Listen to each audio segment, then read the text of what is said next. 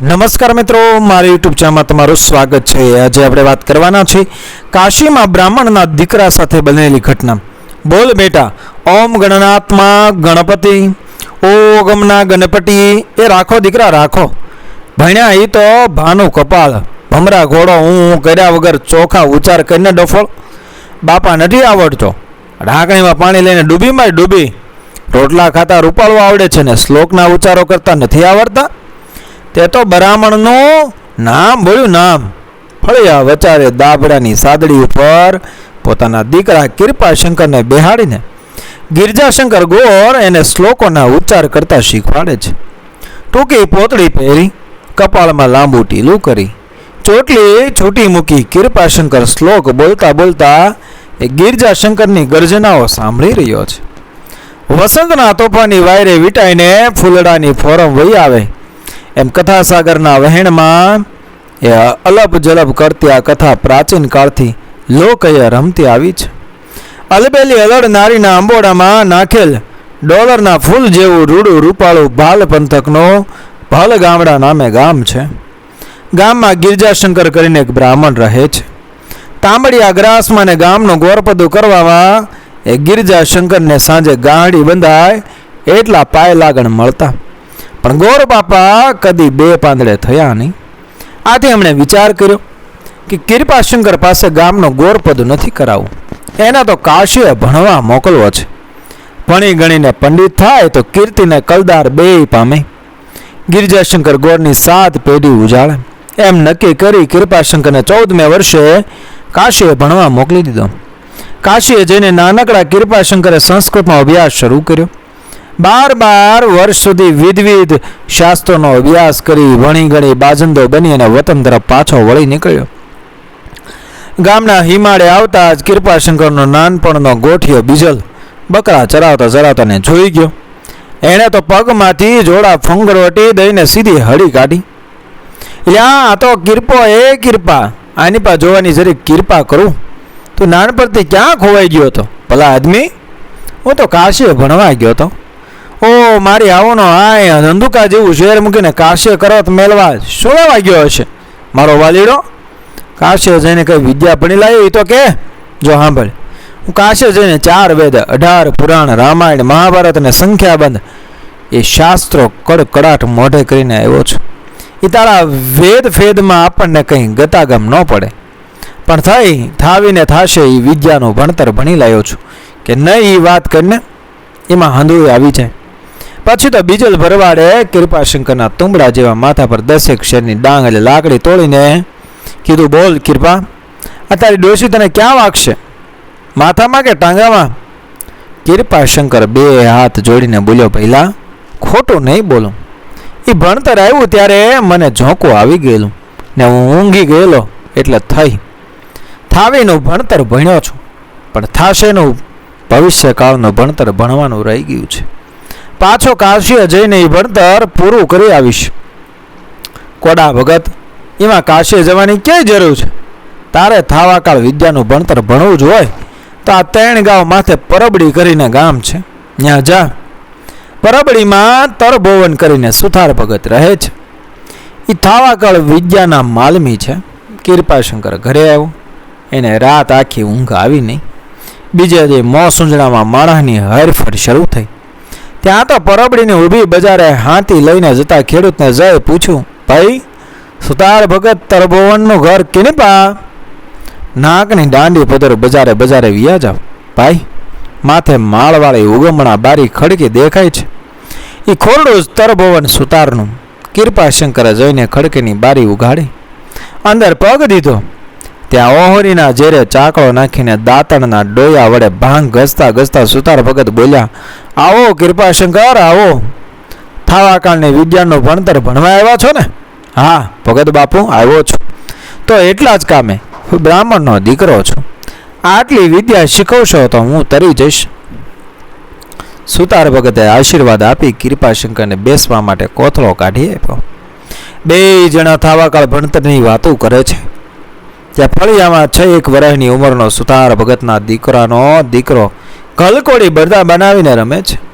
એણે જોઈને સુતાર ભગતે કૃપાશંકરને પૂછ્યું, ખડકી માથે તને કંઈ દેખાય છે? માળ છે ભગત બાપુ. માળ માથે શું છે? માળ માથે મોટી કોઠી પડી છે. તો સાંભળ, કાલે બપોરે 12 ઉપર 1 મિનિટ 5 સેકન્ડ અને 10મી ઘડીએ કોઠી આ છોકરાને માથે પડશે. છોકરો મરી જશે. અમે બધા રોકડમાં રહીશું એટલે તને ભણાવવાની સાધ મને રહેશે નહીં. તમે પહેલાં ભગત લાગો છો. આવતીકાલે શું થવાનું છે એ જાણો છો. ખાટું મોડું છતાંય છોકરાને મરવા દેશો? છોકરાને 2 દી બહાર ગામ મોકલી દો તો શું થઈ જાય? એ તો એનું નિમિત્ત જીને મારશે. હું જીવાડવાળો કોણ? આ તો 1000 હાથવાળાની લીલા છે. તમે ભગત માળા મૂર્ખા જ લાગો છો. તમારા ઠેકાણે હું જો આ વિદ્યા જાણતો હોઉં ને તો થનારને ઘડીના છઠ્ઠા ભાગમાં અટકાવી દઉં. ભાઈ કૃપાશંકર, તને જો આ વિદ્યાની બહુ જ લગ્ની હોય તો ગોરાસુ ગામે જા. ગોરાસુમાં ટુંડિયા કરીને કણબી ભગત રહે છે. એ મારા ગુરુભાઈ છે. એ આ વિદ્યા જાણે છે. એ તને શીખવશે. કૃપાશંકર તો બીજે દી મોસુંજણામાં ગોરાસુ ગામે જઈને ટુંડિયા ભગતની ડેલીમાં પગ મૂક્યો. ટુંડિયા ભગત ફળિયા વચાળે ખાટલો નાખીને વતું કરાવે છે. વતું કરાવતા કરાવતા ભગત બોલ્યા, આવો કૃપાશંકર આવો. સુતાર ભગતે તમને થાવાકાળ વિદ્યાનું ભણતર ભણવા મોકલ્યા છે ને? હા બાપુજી. હા બાપજી, અહીંયામાં ઘણી મોટી હોંશ લઈને આવ્યો છું. ભગતે કૃપાશંકરને ખાટલો ઢાળી દીધો ને 2 વાતોય વળી ગયા. પછી ટુંડિયા ભગતે કીધું, કૃપાશંકર, સામે ઢાળિયામાં શું બાંધ્યું છે? 2 વઢિયારા બળદ છે. બાપુજી, હામી વંડીને અડીને શું પડ્યું છે? હળ પડ્યું છે. તો જુઓ, સામે ઘરમાં હર ફરે છે એ મારો જુવાન જો દીકરો છે. કાલે હાથી લઈને ખેતરે જશે. એકને જ્યાં બીજી ઉથલ વળશે ત્યાં બળદ ભડકશે ને ભાગશે. રાસનો ગાળિયો એના હાથમાં રહી જશે ને મારો દીકરો હળની હાલ હારે અથડાઈને પ્રાણ છોડી ચાંડી દેશે. અમે બધા રોકડમાં રહીશું એટલે મારેથી તમને આ વિદ્યા શીખવાડી શકાશે નહીં. આ સાંભળીને કૃપાશંકર અકળાયો. તમારો ગુરુ આવો કેવો ગેરલાગરો છે? તમને થાવાકાળની વિદ્યા શીખવી છે તોય તમે થનારને અટકાવી શકતા નથી? એ અટકાવનાર તો એકલો પરમેશ્વર જેવો ધણી જ છે. પામર માનવીનું કંઈ ચાલતું નથી. છતાંય તારે આ વિદ્યા જાણવી ને થાતું ને અટકાવવાની શક્તિ મેળવે તો મારા ગુરુ પાસે જા. જૂનાગઢી છાયામાં મારા ગુરુ બેઠા છે. એ તને સાચું જ્ઞાન આપશે.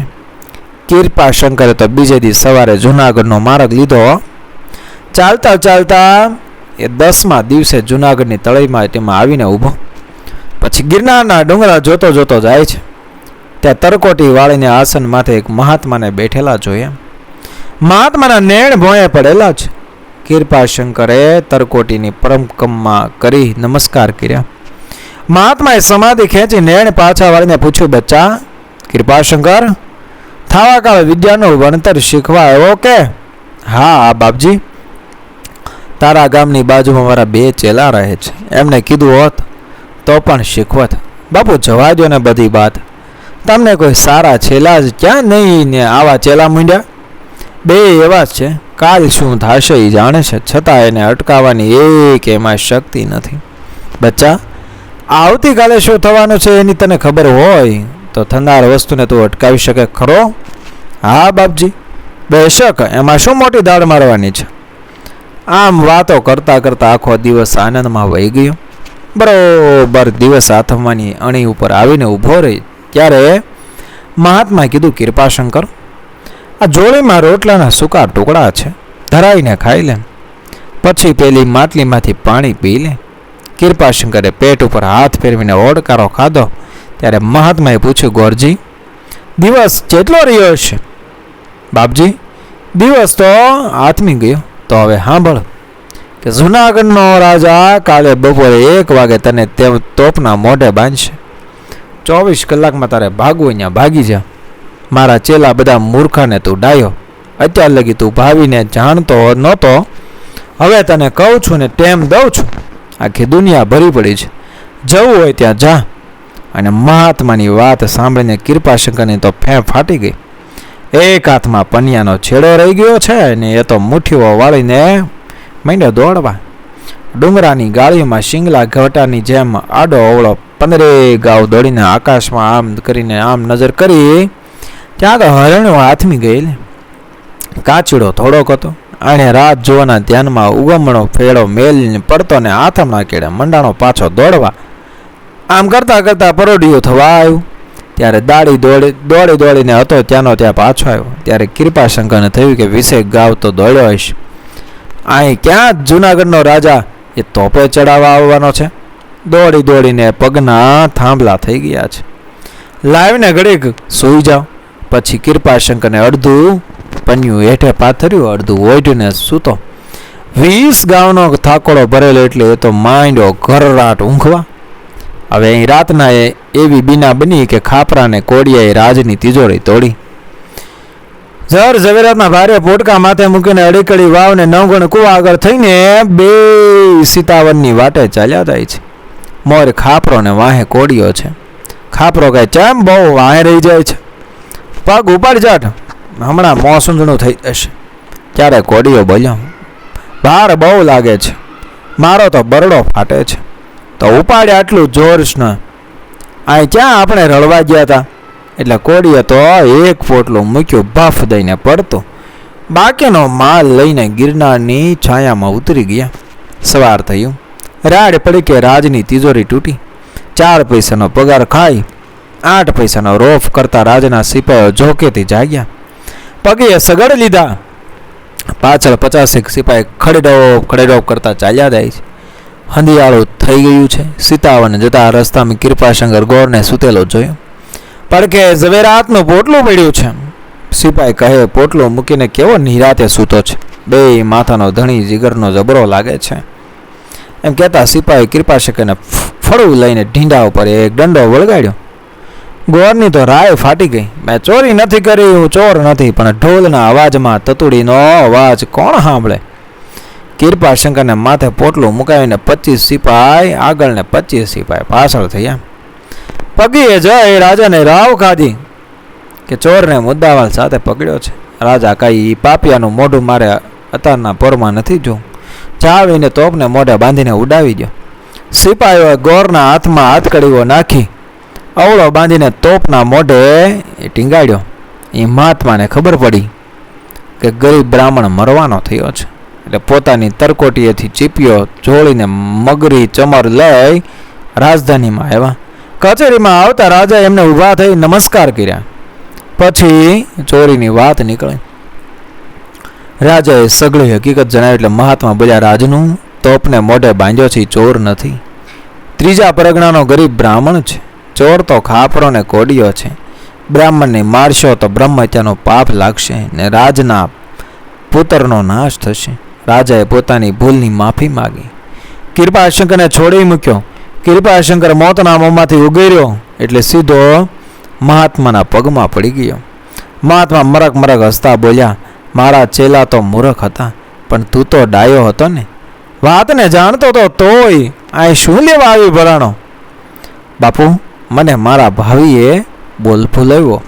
બોલ હવે થાવા કાળની વિદ્યાનું ભણતર ભણવું છે. ના બાપજી, એ ચાલો કોઈ દી નહીં કરું. પછી તો રાજાએ કૃપાશંકરને પહેરામણી કરી. પછી કૃપાશંકર તારોડિયું ખરે એમ જૂનાગઢથી સીધો ભલગામડા ભેગો થઈ ગયો. એવા નર ગયા વહીને એની વાતોડિયું એમી ગઈ રહી. મિત્રો, વિડીયો પસંદ આવ્યો મારી ચેનલ સબસ્ક્રાઈબ કરો, ફોલો કરો, શેર કરો. મળીએ આવી જ ઘટનાને પ્રેરણાદાયક વાર્તાઓ સાથે આગળના વિડીયોમાં. બન્યા રહેજો મારી ચેનલ સાથે. જય શ્રી કૃષ્ણ. રાધે રાધે.